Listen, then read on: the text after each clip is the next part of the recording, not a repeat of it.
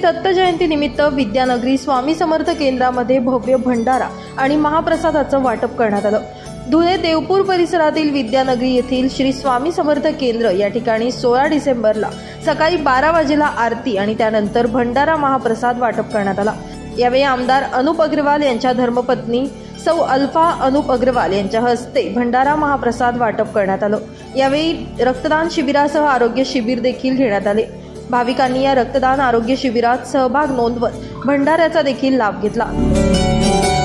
आज दत्त जयंतीच्या दुसऱ्या दिवशी आपल्या इथं स्वामी समर्थ केंद्रात मोठ्या प्रमाणात भंडाऱ्याचं आयोजन करण्यात आलेले, रक्तदान शिबिराचं आयोजन करण्यात आले व आपल्या आरोग्य तपासणीचं शिबिर देऊन आपल्या विद्यानगर केंद्रात आयोजित करण्यात आलेले व धुळ्याचे धर्मयुक्त आमदार अनुपभाई अग्रवाल यांनी मंदिरासाठी आमदार होण्याच्या पहिले 20 लाख रुपये मंजूर केलेले आहे व ते काम आता लवकरच पुढच्या महिन्यात चालू होणार आहे व मंदिराचा कायापालट होणार आहे। त्यानंतर अनुपभाई यांकडनं आपण हे क्षेत्र पर्यटक मध्ये टाकून याचा अजून विकास करण्याचा प्रयत्न करणार आहे आणि ते करूनच देतील, आम्हाला ही अपेक्षा आहे। श्री स्वामी समर्थ।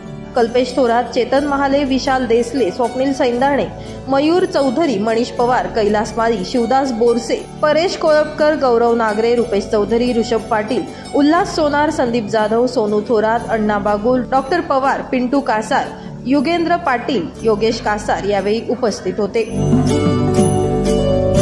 ब्युरो रिपोर्ट, माझा महाराष्ट्र न्यूज, धुळे।